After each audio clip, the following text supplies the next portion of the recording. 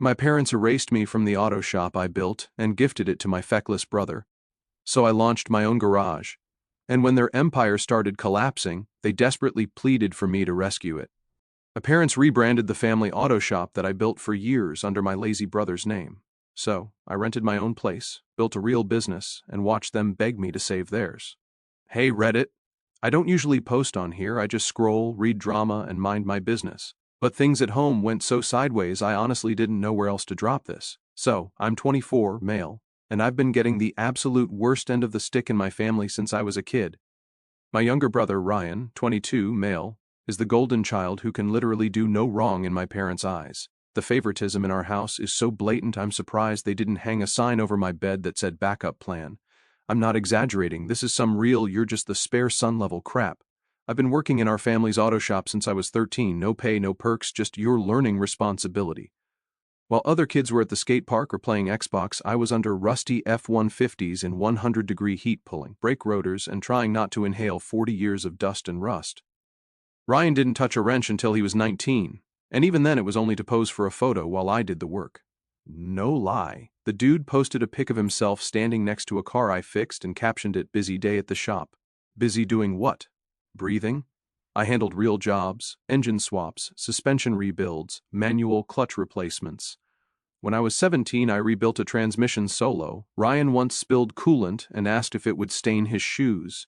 Since turning 18, I've been expected to work full-time in the shop and pay $400 a month to live at home. Yep, $400 for the same room I grew up in with a broken ceiling fan and a door that doesn't even close all the way.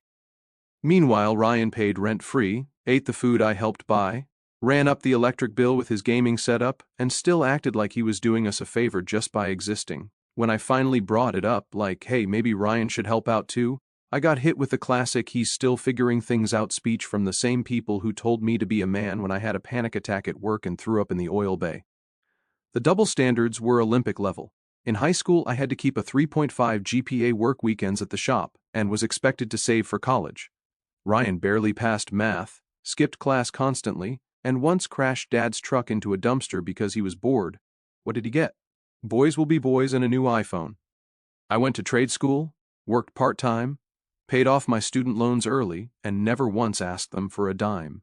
You know what I got after graduating? A half-hearted good job and a coupon to Chili's, not even a gift card, a coupon. Last month, Ryan got promoted. I walked into work like usual, coffee in one hand, schedule in the other, and there was a brand new sign hanging above the front counter, R&R Performance, managed by Ryan. New sign, new logo, even branded t-shirts. They didn't tell me, didn't warn me, just flipped the script overnight and handed the title of manager to the guy who once called a catalytic converter that hot tube thingy. I laughed out loud thinking it was a joke. My dad just said Ryan's stepping up, he's got the vision, and my mom chimed in with, and you're more of the hands-on type, this is a good balance. So let me get this straight, I bust my ass in that shop for 10 years, and now I'm the guy who gets to stay in the back and make things work while Golden Boy takes credit, talks to customers, and posts selfies about being a business owner. Every time a customer compliments the work, Ryan says, "Thanks man, we try our best, this dude wouldn't know a torque spec if it was tattooed on his forearm." Of course my parents fully leaned into it. "You and your brother make such a great team," my mom said last week. Team? This isn't a team. This is me running a marathon while Ryan rides a scooter across the finish line and takes the trophy. It got worse. Ryan started throwing his weight around, told me I should clean up the shop more because presentation is everything, then tried to correct me in front of a customer while I was explaining what was wrong with their AC compressor. The look I gave him could have melted steel, but my parents backed him up. He's just trying to be helpful, he's learning. Yeah, maybe he should have learned that before he started calling himself manager. Now I hear whispers they're thinking of transitioning leadership fully to Ryan in the next year because apparently he's been really showing potential. I'm the one fixing everything. He's the one sipping iced coffee in the office pretending to email vendors. I know what you're thinking, why not just leave? Trust me, I've thought about it, but I've got bills, a car loan, and until I finish saving for my own space and tools I felt stuck in this joke of a family business where the joke is always me. But they had no idea what I was planning. I was done being the background guy. So now we've got this brand new sign on the shop window, R&R Performance, managed by Ryan, and suddenly everyone's acting like we're the Fast and Furious franchise. Except nothing changed, except now Ryan thinks he's Vin Diesel and I'm just the guy who does the heavy lifting. And by heavy lifting I mean everything. Since the rebrand, Ryan's been walking around with a clipboard pretending he's checking inventory. He doesn't even know what half the part numbers mean. I watched him stand in front of the same stack of rotors for 10 minutes, fake nodding while scrolling through Instagram. He takes selfies from the office like he's in some tech startup, not a grease-stained garage where the bathroom hasn't had hot water in 3 years. Every time a customer walks in, he slaps on that fake CEO tone. "Welcome to R&R. We're here to take care of you." Like, bro, the only thing you've taken care of is finishing the last soda in the mini fridge that I paid for. Meanwhile, I'm still the one underneath cars getting my knuckles busted on rusty bolts, staying late when jobs run over, handling the pissed-off guy whose alternator was supposed to be done by Thursday. And when Ryan screws something up, like ordering the wrong filter for a Civic and installing it on a Corolla, I'm the one who eats the blame. A couple weeks after the sign went up, my mom pulled me aside while I was mid-break job and asked if I could help float a few of the shop expenses that month because we were behind on vendor payments. Ryan is still learning the billing process, which is code for Ryan forgot to pay the invoices, and we need you to cover it like always. I told her no. I was polite, but I said I've got my own bills, and I'm already doing more than my share. She looked at me like I just kicked the family dog. Later that night, I got hit with the trifecta. Dad gave the "we're all in this together" speech, and Mom joined in with "I just don't understand what happened to the sweet boy who used to help his family without complaining. That kid got replaced the second you gave his job title to a clown with good hair and zero discipline." It got even better. My aunt called and said she heard I was being difficult and creating tension at work, that family needs to stick together, and maybe I'm just feeling left out now that Ryan is finally stepping up. This lady lives 5 towns over and hasn't been in our shop in years, yet suddenly she's got opinions. Turns out Ryan had been running his mouth, telling the whole family I've been moody and negative and resisting change, that I don't like seeing him succeed. My parents, instead of shutting it down, were nodding along. I overheard Dad on the phone with a cousin saying it's been a tough transition. Jack's struggling to let go of control, like I'm some washed-up dictator being forced into retirement, not the guy who's been keeping this entire operation from collapsing since I was a teenager. So now I'm paying rent, busting my back, getting zero credit, and being painted as the villain because I'm not cheering for the same guy who's been coasting his entire life. Ryan is loving it. He comes in late, skips lunch shifts, takes 3-hour supplier meetings that are really just him driving to Starbucks for mirror pics in the parking lot, then shows up with some recycled TikTok motivational quote, like leadership is about vision, not labor, while I'm elbow deep in a Subaru's engine bay fixing his misdiagnosis. Then came the family dinner Mom set up for bonding time. I figured whatever, I'll show up, eat, and smile. Nope, dinner turned into a Ryan fan club meeting. Ryan's been working so hard lately. Ryan's really finding himself. Ryan's got a mind for business. Even my grandmother said I'm proud of how far he's come. Far from what, the couch? I finally lost it when Dad raised his glass and said, "Here's to the future of R&R under Ryan's leadership." I looked around like someone was going to speak up. No one did. So I said, "Cool, so I guess the guy who actually runs the shop will just keep doing the heavy lifting while Golden Boy plays boss in the office." Dead silence. Ryan, trying to be slick, goes, "Come on, man, don't make this weird, it's a family business." And I replied, "Yeah, one, I've been running while you nap and post motivational memes." That didn't go over well. Afterward, Mom came to my room and said, "You embarrassed us. Ryan's doing his best. If you can support your brother, maybe you need some time to think about your role in the business." Think about my role, lady. I am the business. But okay, if they want to push me out, they better be ready for what happens next. Because if I'm not family to them unless I'm useful, then I'm going to stop being useful real fast. After that dinner turned Ryan hype party, I kept my head down and went back to work. Not for them, for the clients, the regulars, who trusted me to actually fix their cars, not smile and pose next to them. I was clocking 10-hour days, sometimes more, while Ryan started coming in later and leaving earlier. First handling marketing, then networking lunches, and by the 3rd week he stopped showing up on Fridays altogether because he needed mental reset days. I hadn't had a day off in 3 months, but apparently I was the one with the bad attitude. They started treating me like some disgruntled employee, instead of the guy who kept the shop from burning to the ground every time Ryan installed something backwards. When invoices went missing, you should be more organized. When a customer got pissed because Ryan forgot to order their part, don't throw your brother under the bus. My parents were deep in the Kool-Aid. Mom started leaving articles on the kitchen counter about how to support your ambitious child, every single one clearly about Ryan. Dad started talking like we were a Fortune 500 startup instead of a barely break-even 3-bay garage. And then they asked me for money, not in a, "Hey, can you cover dinner" way, in a, we're making big plans for the shop and we'd love for you to invest in the future kind of way. Like I was some outside donor being offered a chance to buy into the brand I bled for. It started with Dad casually mentioning upgrades, repainting the front lot, new signage, redoing the waiting room, getting branded uniforms with embroidered names, embroidered for a shop that still has a bucket catching roof leaks in Bay 2. I asked who was paying for all this. He looked me dead in the face and said, well, Ryan's got great ideas but not much capital yet. And your mother and I are tapped out, but you've been saving. No shame, just threw it out there like I should be flattered. Saving for what? I asked, and he hit me with, you're not married, you don't pay rent outside, it's not like you have a mortgage, why not help the family grow? I stared at him for a good 5 seconds, not angry, not even shocked anymore, just taking it in. Because, here's the thing, they don't see me as a person, I'm a resource, a dependable one, a walking wrench with a bank account. I told him I'd think about it, I didn't. I just started moving differently. First thing I did was separate my savings into a new bank account at a different institution, something they wouldn't recognize if they tried to snoop. You think they wouldn't? These are the same people who once opened my mail by mistake 3 times in 1 month.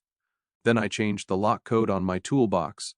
Ryan complained it made the shop feel less like a team. I said nothing, just kept tightening the screws behind my smile.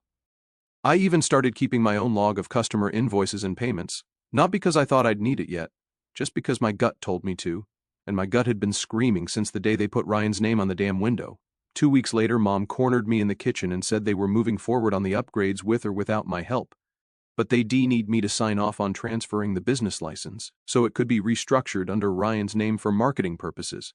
I didn't even answer her, just walked away, went into the garage, and started changing the serpentine belt on a Civic like nothing happened. Later that night, Ryan came into my room without knocking, flopped on my chair like we were still 10 years old sharing bunk beds, and said, Mom and Dad are stressed, man. They're trying to build something long-term. You've always been the dependable one. Just be cool for once. I stayed numb. He slapped me on the shoulder, said it's going to be our shop, bro. Eventually we're a team, and walked out. He didn't see the look on my face because he never bothers to look. They thought they had me locked in because I'd never made noise before, because I still lived at home, because I still showed up and did the work. Because I'd always done the right thing, but I wasn't trapped, I was patient. And they were mistaking that for weakness. So when they asked again, and I knew they would, I planned to say no, and this time I wouldn't explain myself. They wouldn't see it yet.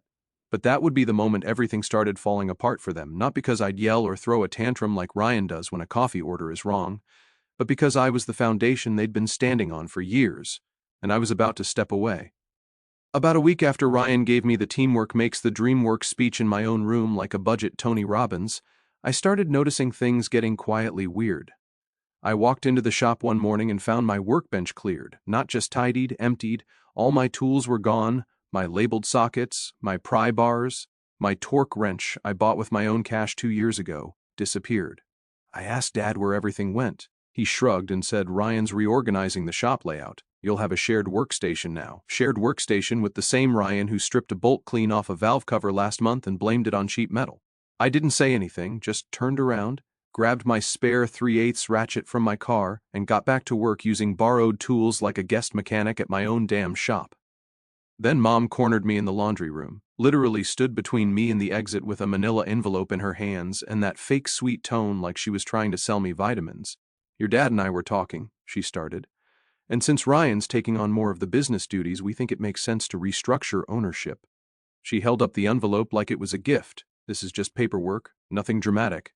It transfers management responsibility to Ryan so he can sign contracts and handle shop decisions without needing Dad's signature every time. I opened it, read through it, noticed one very specific line that basically stated all future profits and business rights fall under the name Ryan Havernell as primary operating owner.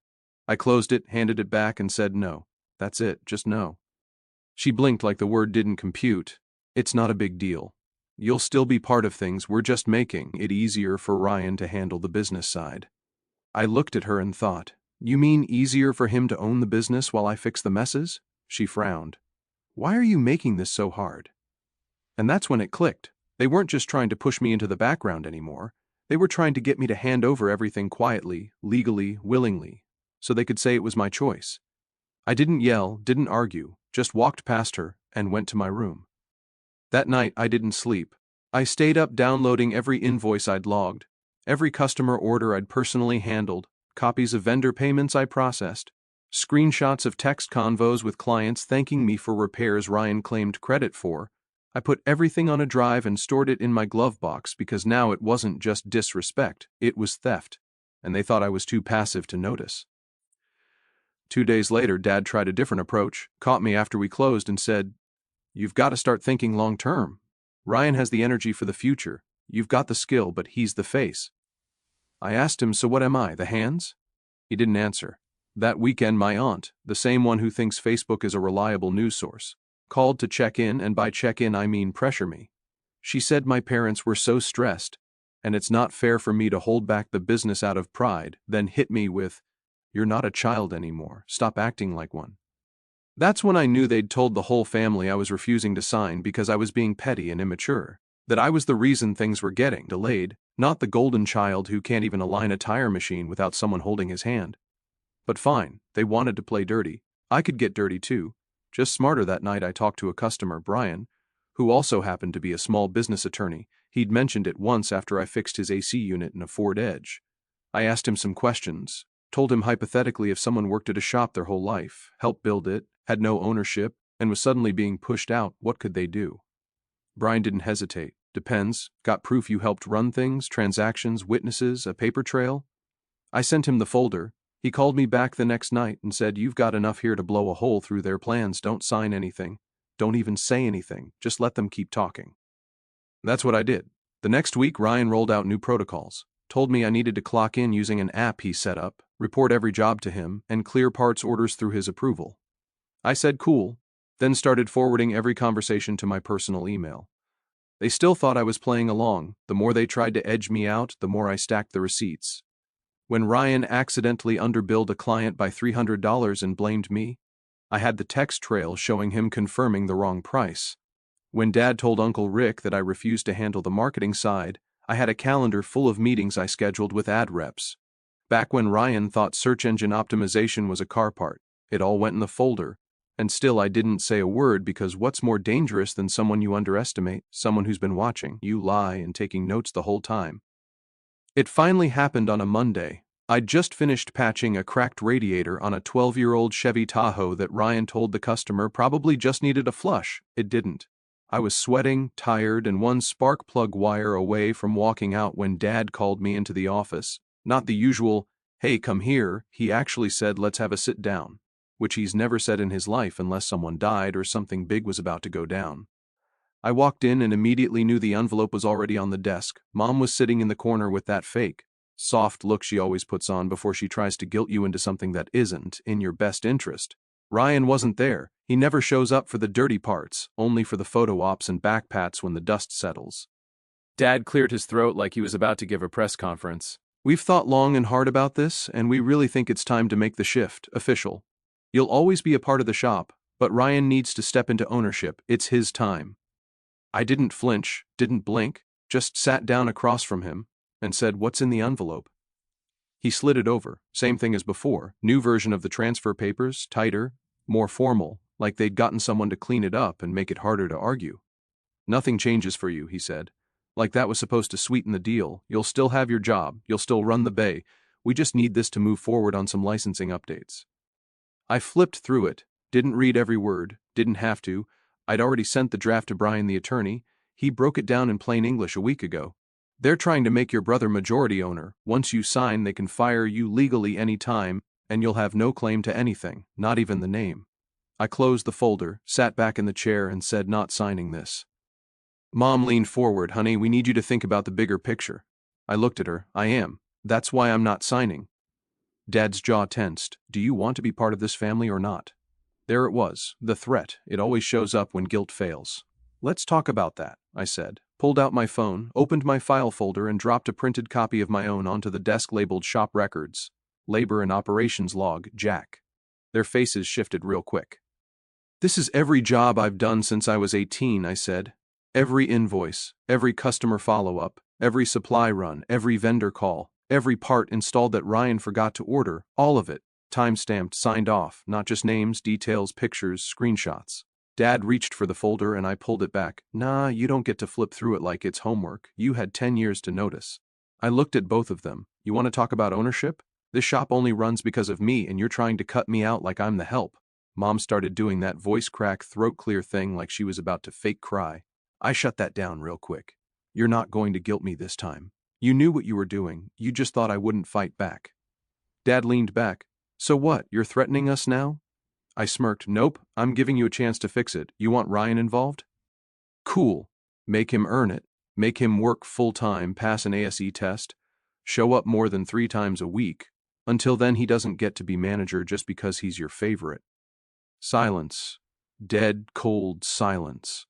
I stood up, grabbed the manila envelope, tore it in half right down the middle, and dropped it in the trash. I'll keep working, but I'm done pretending this is fair. You want me out? Say it out loud, fire me, but if you try to screw me again behind my back, I've got copies of everything, including your tax shortcuts, Dad. His eyes went wide, so did hers. Yeah, I said, you forgot I helped you file them back in 2020, kept the emails, just know I'm not the weak one here, I'm just quiet. And then I left, went back to the bay, finished the job, cleaned my hands, and went home like it was any other Monday. Ryan texted me later that night. Bro, you're blowing this way out of proportion. I didn't even know they were doing that. I left him on read. The next day nobody said a word to me, not my parents, not Ryan, just walked around acting like nothing happened, but the energy had shifted. No more paperwork, no more surprise meetings, just tension. Which was fine by me because they'd finally seen I wasn't just the hands, I was the spine, and they just learned what happens when you try to walk without it. The silence didn't last long. For a few days after I shut down the ownership grab, it was all awkward smiles and forced small talk. Mom asking if I wanted more eggs like nothing happened. Dad grunting morning and disappearing behind the paper. Ryan staying out of my way, which was honestly the smartest move he'd ever made. But then things started shifting again. I showed up Monday morning and found a handwritten calendar taped to the wall in the office.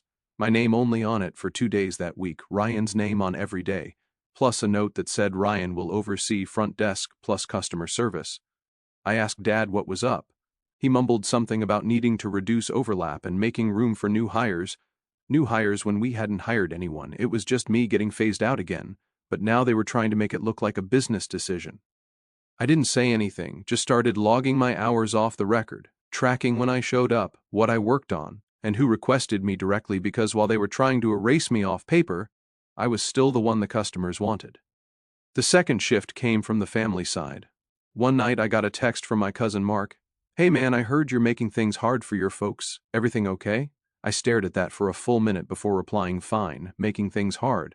Mark told me he'd had dinner with my parents over the weekend. Apparently they'd painted this whole picture about how I was the one trying to take the business, how I was jealous of Ryan's success, how I was emotionally unstable and acting out. I laughed when I read that part, acting out. I hadn't raised my voice in that house since high school. I'd been keeping my head down, working, staying quiet, and now suddenly I was the villain in some pity party story they cooked up for the relatives. I told Mark what really happened, sent him screenshots, invoices, the manila folder PDF. He didn't reply for an hour. When he finally did, all he said was, "Damn, that's not the version they told me." One by one, I started getting weird messages from extended family, not direct attacks, just passive crap like try to see it from their perspective, or maybe it's time to let go and move on. Let go of what? My work, my name, my piece of the shop I helped build? Nah, I wasn't going anywhere. So I kept showing up. Every time they slashed my hours, I still came in, stayed late, took photos of every job I completed, emailed the client list I built to my personal address. I started building a portfolio without telling anyone. Then came the real kick. They changed the shop password. We had a shared login for our POS system. One morning I showed up to find the tablet locked, password invalid. Ryan said, "Oh yeah, we switched systems," Dad said to Streamline. So I called Dad, asked for the new login. He paused, then said, "We're trying to keep things simplified. For management, if you need something processed, just go through Ryan." They wanted me off the books completely. That day, I took a walk 2 blocks down to an old warehouse that had been empty since COVID. I'd seen a for lease sign on it for months. I called the number, asked about rates, space, noise, zoning, parking availability. It was doable, not today, not even next week, but soon, and now I had a reason. The final straw came that Friday. I got home late, had stayed behind after hours fixing an alternator that Ryan couldn't diagnose, went to shower, came out, and found my room half empty, not trashed, just stripped, my books gone, a few of my tools missing, my laptop unplugged and sitting on the kitchen table. I asked Mom what happened. She looked up from her phone and said, "We figured it was time to start cleaning things up." You don't need all that stuff cluttering the room anymore. I said nothing, just grabbed my laptop, walked back into my room, locked the door, then opened that email draft I'd been saving for months to Brian the business lawyer, subject confirming services and timeline. Body, I'm ready. Let's move forward with the paperwork for independent operations. That night, I also emailed 3 clients I had long-term repair relationships with. Told them I might be shifting locations soon and would let them know the details if they were interested in following. All 3 replied within the hour, yes, just tell us where. That's when I knew they could mess with my schedule, cut my hours, block me from systems, but they couldn't erase who actually kept the shop alive, and they definitely couldn't stop what was coming next. 2 months after they tried pushing me out, I signed a lease on that warehouse I saw down the block.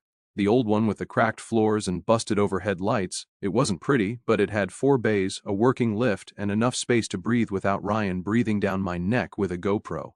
Mark helped me set it up.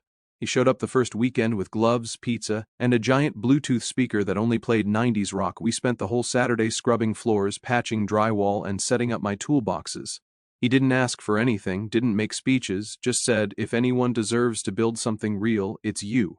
Mark and his girlfriend let me stay rent-free until I got on my feet, gave me keys, a place at the dinner table, and silence when I needed it.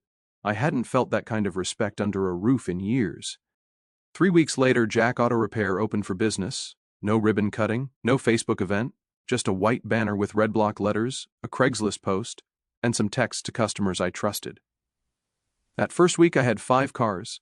Second week 10, word got around. I kept my head down, showed up early, stayed late, took every job seriously no matter how small. I didn't waste time filming content or pushing trendy BS. I fixed cars the right way, charged fair, and treated people like they mattered. By the second month, I had enough to rent a 1-bedroom apartment above a barbershop 3 blocks away. Small place, ugly carpet, but it had a deadbolt, a quiet street, and no yelling. I moved out of Mark's, took him and his girl to dinner, and promised him the first free oil change for life. And then came the part I didn't even plan for. They wanted me to buy the old shop. It was Ryan's idea, apparently. He'd burnt out fast, couldn't handle the pressure, barely kept the doors open. Customers stopped coming after he started screwing up invoices and overcharging people for labor he didn't even understand. My dad called me himself, asked if I'd considered taking the shop off their hands. I said no, straight up, no hesitation. That's when the begging started.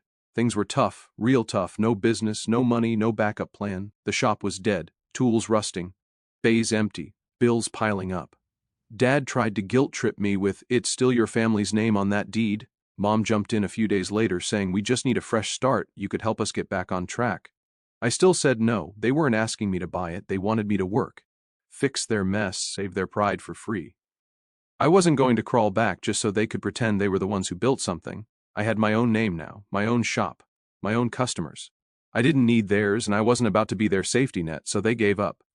The place stayed closed for weeks. Eventually they had no choice, they sold it. But here's the funny part. Turns out my name was still attached to part of the original lease agreement from when I was underage and helping full-time. Some technicality Dad forgot to update in the system. The city flagged it.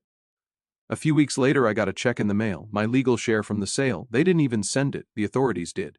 I cashed it without hesitation, took every dime and dumped it into expanding my shop, new lifts, better tools, a full paint booth, and a waiting area that didn't smell like burnt rubber and regret. As for them, I don't know exactly what happened. I heard through Mark that they moved into a much smaller place. Ryan's been hopping jobs. My parents tried selling some old equipment online to stay afloat. They went from running a full shop to barely scraping by. Meanwhile, I'm booked out 2 weeks in advance. People drive from the next town over just to get an honest estimate. And I did it without stealing anything. They lost everything trying to build an empire on favoritism. I built mine with my own hands.